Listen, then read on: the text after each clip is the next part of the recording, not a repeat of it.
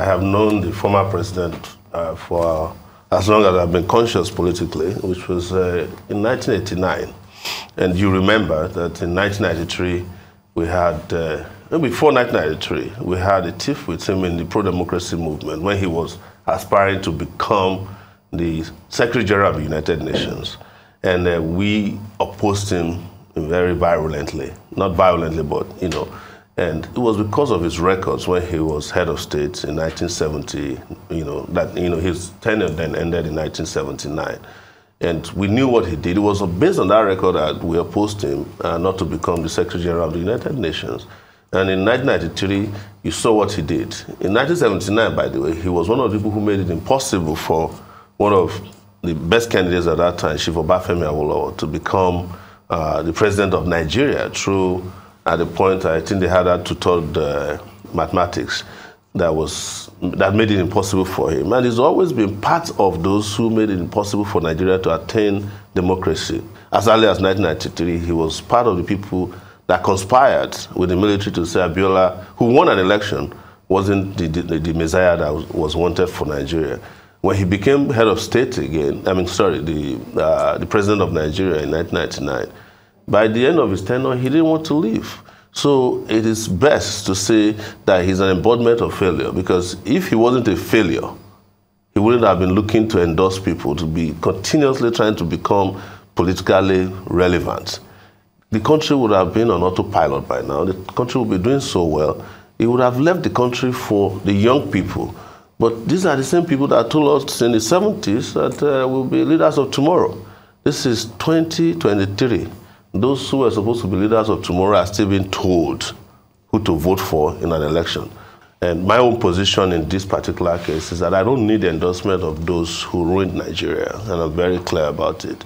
I'm not going to go to the home of a former president who destroyed this country to say, hey, please endorse me so that I can be like you. No. The kind of endorsement I want, like I've said, is from the people. Let the people decide who their leaders would be.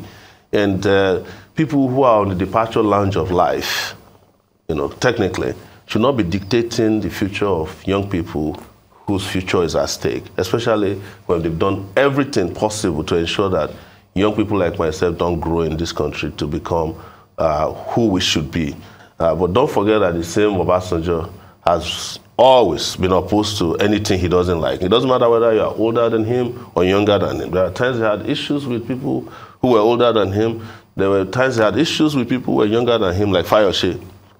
there was a time they almost came to blows in somebody's house. But this issue here is not about culture. It's about the survival of the Nigerian people. And that's more important to me than the side conversation about culture, because 2023 for me is necessary turning point for the country if you don't want to tip over. As president, I'm going to pause repayment of debts until I audit the debts. That's what I'll do first and foremost when I'm sworn in. I'm not repaying any debt until the audits are properly done. And because we need the money to fix the country. But Buhari has borrowed Nigeria back to the Stone Age. Everybody has agreed on that. But our problem is not debt to GDP ratio. Our problem is debt to revenue ratio. And the revenue will aggressively increase. When we get comfortable, I've discussed this several times, including on these shows, and I've identified several other revenue sources that either been hidden or are not being harnessed the way they should be.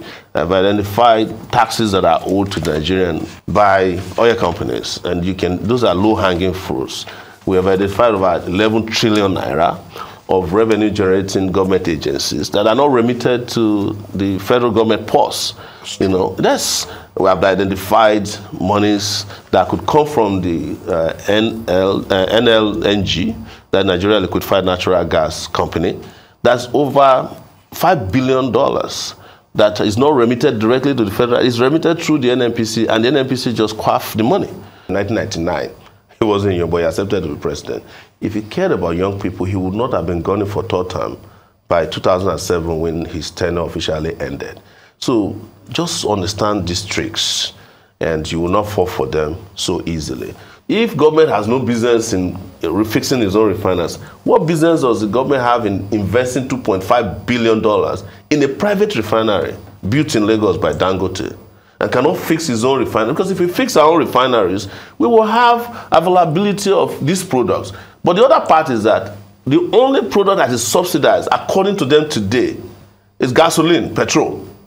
Diesel is not subsidized. How come we are not getting any effect from that unsubsidized product? Kerosene is not subsidized.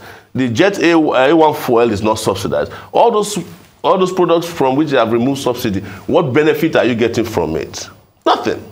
We are supposed to be saving plenty of money from diesel. But you can't, not only can you not find diesel as you want these days, but the price keeps fluctuating on a daily basis. So if you remove the so-called subsidy without any plan to support the poor in the country, that means petrol will go to 1,000 naira and you are paying slave wages of 30,000 naira per month. How do people survive in this country? Look at how the business of subsidy is done and who are involved, those involved. So many of the companies that are involved in the subsidy thing in Nigeria, they are scammers.